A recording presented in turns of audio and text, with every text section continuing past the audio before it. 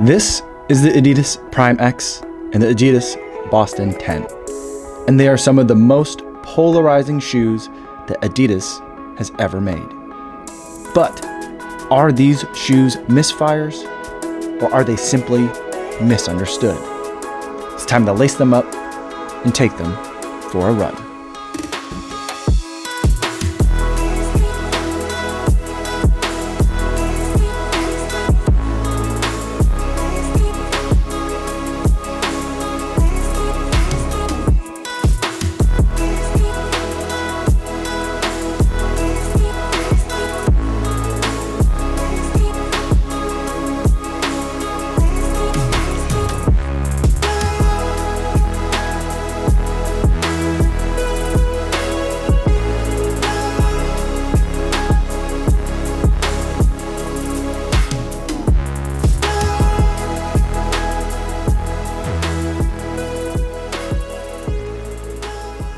.28 miles, 7 minutes, 28 seconds per mile, 158 beats per minute today, going for a threshold workout in the Adidas Prime X. Today's workout was 6 times 6 minutes on, 1 minute off, or mile repeats. It's a workout that I've adapted from Jack Daniels, where he does mile repeats, thinking that most people can do mile repeats at about 6 minutes per mile, and he wants to have a 6-to-1 work to rest ratio when he does threshold workout. So that's why instead of me doing a mile and then a little bit longer of a rest, I just do 6 minutes at threshold and 1 minute of rest times 6. And I did a similar workout earlier this week, just 2 days ago, in the Boston 10. But instead of doing the mile repeats or the mile repeats, I did a fartlek of 10 times 3 minutes on and 2 minutes off. So I had about 30 to 36 minutes of threshold work at each of these shoes this week so that I can take them head to head. Now, before I give you my thoughts on these two shoes, I do want to go over some disclosures. Both of these shoes I purchased myself. No one sent them to me. No one's paying me to make this video or to include their shoes in a video. And no one's going to get a chance to preview any of my footage or my thoughts before you guys get a chance to see this video on YouTube. So with those disclosures out of the way, let's talk about the Boston 10 and the Prime X. First, let's talk about the specs for the Boston 10. We've got a completely redesigned Boston from last year. We've got 39.5 millimeters of stack height in the heel, make it, I think, the tallest Boston ever. And it's got an 8.5 millimeter drop, giving us 31 millimeters of stack height in the forefoot. And this year, this stack height is comprised of light strike, which we did see last year, but that light strike was in a much thinner layer and combined with boost. This year, there's a much thicker stack of light strike, and it's combined with a top layer of light strike Pro. Now, sandwiched in between those two layers is also energy rods, which you can actually see through a little cutout inside the midsole that's in here. The energy rods line up with the bones in your foot and are supposed to act a lot like a carbon fiber plate, but energy rods is Adidas's take on that plate type of technology. Now, on the outsole, we have a configuration of Continental rubber that is similar in design and layout that we've seen in the Adidas Pro 2, in the Boston 10, and also in the Prime X. But the rubber that's here is a little bit thicker and built a little bit more for durability, which I think is one of the distinguishing features of the Boston 10. Up top, we have a more traditional style of upper where we've got a mesh, almost like a bootie up front, which is where the tongue is combined into like one single piece all the way up through the front of the shoe. On top of that is almost like a thinner, clear wire mesh. And then on top of all that is a layer and sometimes two layers of what looks like to be a synthetic suede, which I think is a very odd choice for a shoe that you're supposed to be taking for your faster, longer workouts. The tongue is very lightly padded, really only at the top here, which I do appreciate the fact that they've kept it minimal, although it does look a lot like it's pulled right off of an Adidas soccer cleat. Moving around the back, there is a moderate amount of padding up in the heel to help keep you secure and to aid in some comfort. And that is covering up a moderately rigid heel cup in the back. It's still squeezably soft, but it's also not completely floppy. And then that ends in a peaked area that's going to come up to the Achilles with a little bit of notch so that the Achilles has room to move unencumbered. All of this comes at a pretty hefty weight for this year, 10.0 ounces or 283 grams. Moving on to the Prime X. The Prime X is a similar kind of a looking layout, but it's very, very different of a shoe. First of all, it's got 50 millimeters of stack height in the heel, which is just a gigantic amount of shoe in the back. It's the tallest shoe that I've ever run in. And even with a 10 millimeter drop, that still leaves us with 40 millimeters of stack height in this midsole. And this midsole is made out of Foamwise Light Strike Pro, but there's a bunch of other stuff in here too. There is a half carbon fiber plate in the heel, so it starts kind of like here and moves back, and that's there primarily, I think, for stability and some rigidity. And then in the forefoot, we've got those energy rods, which you can see through the scallops and the cutouts in this midsole as well. And on top of those, there's another thing, which is carbon fiber, they're calling them blades. So they're like little mini carbon fiber plates that sit on top of that as well. And then a little bit more light strike. And then we finally get to the rubber outsole. So there's just quite a bit of stuff in here. Going to that outsole, it's Continental rubber again, but it's a lot thinner than what we saw in the Boston 10. Still designed with a tread pattern that's going to result in a lot of good traction, but it's not meant for durability. It's meant to be run really hard in, if not raced in. But if you are going to be using this for races, keep in mind that it is technically an illegal road shoe to use for racings. According to World Athletics rules, it defies the rule against 40 millimeters of total stack height in a shoe. And it also defies the rule of having a single layer of carbon or something that's springy or rigid inside the shoe, because it has not only carbon energy rods, but also those carbon fiber blades in a dual stack configuration. So I think that on a lot of levels this is going to break rules, but keep in mind, even for most pros, whether or not it breaks rules, I don't think really even matters. It would only really affect you if you're trying to qualify for a World Athletics event like the Olympics, or if you were trying to set some sort of road world record. I think those are like the two instances where it like kind of really matters. But other than that, I think you're going to be fine if you wanted to actually race in this shoe. Now moving to the upper, we've got Cellar Mesh 2.0, which is a remarkable upper material. It's very, very thin. You can see through it, and it's very breathable, but it's also a pretty strong material. To aid in some of that structure in terms of the shoe, there are also underlays underneath this cellar mesh, and that's going to add a little bit of structure to the shoe. It's these orange parts, and then the toe cap up here, this kind of opaque area. Those are all part of the upper, and that is not necessarily just the cellar mesh. The tongue is about as minimal as you can get. There's even some scallops cut into it, so like it doesn't even cover the entire area like in between the laces over here, so your sock is going to show through, as well as your sock will show through because all this upper is so transparent, and there's no padding on it all. It's just this little area of material, and that's pretty much it. And I feel like that's all it really needs. Moving on back, they continue with no padding back here. There is a little bit of a liner of something that feels kind of like the synthetic suede or whatever that material is that's on the Boston 10. We have something that's very much like it over here, but it's not padded at all. It's just a thin layer of material. And the heel cup is non-existent. It's super, super floppy, which I generally tend to enjoy. But to aid in some structure, despite the fact that it is so floppy back here, there's this extra overlay that kind of comes up and around the ball of the heel, and that's what Adidas is calling their sling launch heel. It's supposed to help lock everything down with the way that it's kind of angled in this way. All told, this also comes in at a very hefty weight, but in fact, it's lighter than the Boston 10. This one's coming in at 9.6 ounces and 272 grams. So with all that being said, what is it like to run in each of these shoes? Now, first of all, I will say a couple of things. I like running in both of these shoes. And I know that a lot of you guys have not liked running in both of these shoes or in either of these shoes. And I'll say finally that I think that in a lot of ways, these shoes are a bit misunderstood. First, let's talk about what it's like to run in the Boston 10. Now, the Boston 10 is very different than what the Bostons have been like in prior years. In prior years, the Bostons seem to be like a reliable daily trainer that you can also occasionally take for your workouts. I've always kind of used it as kind of a workout shoe, and I haven't really used it as a daily trainer. But I think a lot of you, the Boston was like the main shoe that you trained in as you were preparing for Boston or for your marathons.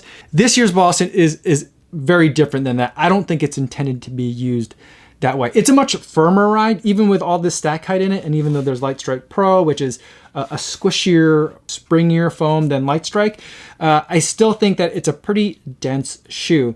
And what that means is if you're using it for like kind of your everyday paces, it's going to feel a little bit clunky and a little bit stiff. It's not until you start working a little bit harder and you get to those workout speeds, and for me that's like marathon pace, half marathon pace, threshold pace, that's what I feel like the shoe starts to feel a lot nicer. I feel like that's what the shoe is intended to feel like. And so the foams, I think that even though they're initially stiff when you're just kind of normally stepping on them, as you're pushing into them harder, or as you're landing harder and then pushing off harder as you're working out, then I feel like you're leaning into that foam a little bit more and making it kind of like relax a little bit and do what it really is designed to do. And so at those workout efforts, that's where I feel like this shoe is really intended to be, and that's where it is at its best. So the use case, I think, for it has narrowed quite a bit. But on the other side, in the area that I will agree with you guys, is that this shoe is heavy to be a workout shoe. I think 10 ounces, even for Adidas, and I know Adidas has been like, we're gonna make heavy shoes and we don't care. That's still heavy for a workout shoe, even though I overall do really like the running sensation. I feel like the shoe is giving me back plenty as I'm pushing off and I'm going through those threshold paces for my workouts. And I do feel like the thickness of the stack height is doing a decent job of absorbing some of that road impact. The problem that I have with this shoe is that it's named the Boston after the Boston Marathon. So you would think it's a shoe that you could train for the Boston Marathon in and race the Boston Marathon in. And I think that for the Boston 10, I'm not sure that I could race a marathon or run a very long run in this Boston 10. For me, on the day that I had it, it was a total of 9.41 miles. And I'll say probably at about the 7 or 8 mile point, my right foot really started to feel like it was hurting underneath the balls of the feet. I'm not sure if it's just that this midsole is a little bit too firm for my preferences, or if these energy rods are somehow like poking up into my feet a little bit and causing discomfort there. But for whatever reason, I just, at the 8 mile mark, I really almost felt like I needed to kind of like take a time out and take the shoe off for a minute and let kind of everything chill out before I finished the run. I didn't have to do that. I was able to kind of power through, but I didn't enjoy that sensation. And it reminded me of a lot of the racing shoes and like workout shoes that I ran in last year in 2020, where I felt like these are great shoes, but these are not marathon shoes. And so that's, I think, is still the ultimate limitation for me. Is it's going to be a great workout shoe, but I'm not going to take it for my 15 mile run, my 17 mile run, the 20 mile run. I'm going to use it for workouts like the ones that I did this week, where it's like under 10 miles, threshold paces are faster, and the workout's done in like an hour, maybe an hour and a half. I think that's where this shoe kind of gets limited in that sense. I like where it's going, but like where it is now, I think that it's not quite living up to the pedigree that the Boston had built for itself over the past decade. The upper, though, fits really well. I enjoy the snugness of it. It's good for workouts, but not cramping my toes or crunching them in any kind of way. There is a lot of stuff up here, and I wish they would have found some ways to cut weight, not only in the midsole, but in the upper as well. It seems like there's stuff for the sake of stuff. But I will say, at least in the heel, I felt very secure back here. I felt very comfortable, and I didn't feel like I was moving around at all. Now let's move on to the Prime X. The Prime X is kind of a super wild shoe, and I think that everyone, when they first saw kind of like the images of exactly what this shoe was going to be, was expecting that this was going to be like the next best marathon racer. And I think for people that do want to take this for the marathon races, they're going to have a really great time, as long as there aren't a lot of turns. That like ankle stability thing, it still happens. And so it's not a shoe that you want to bring for a race that has a lot of switchback type of turns, or even a lot of 90-degree turns. Like, this shoe just doesn't like to change directions. You're gonna have to slow down when you're taking even, moderate turns. That's just a limitation of this shoe.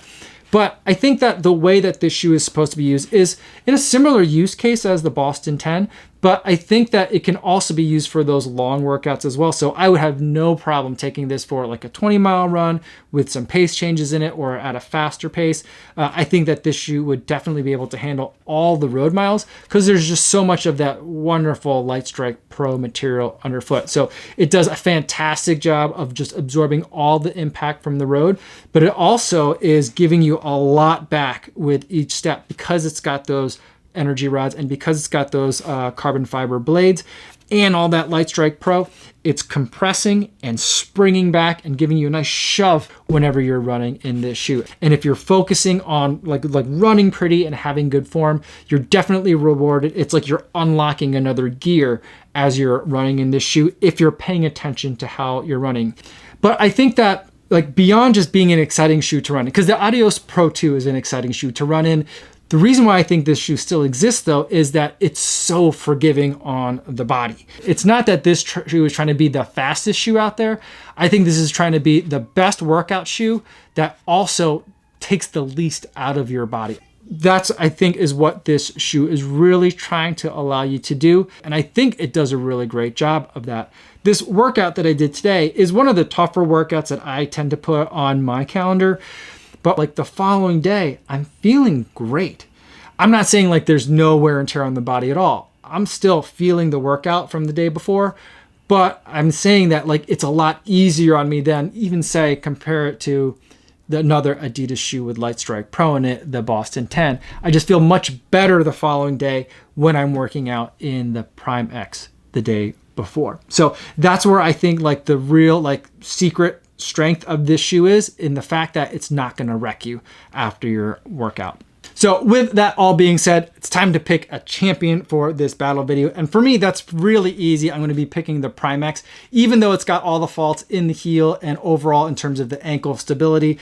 I still think that because of the way that it just has so much cushion up front while also still being really springy and able to help you get through a workout in a very fun way, in a very powerful way, while also enabling you to recover that much faster. I think that this is just a fantastic shoe to have in the training arsenal. Is it a luxury? Is it a splurge? For sure, because the shoe isn't cheap. But I can run, I think, very long distances in this one as well.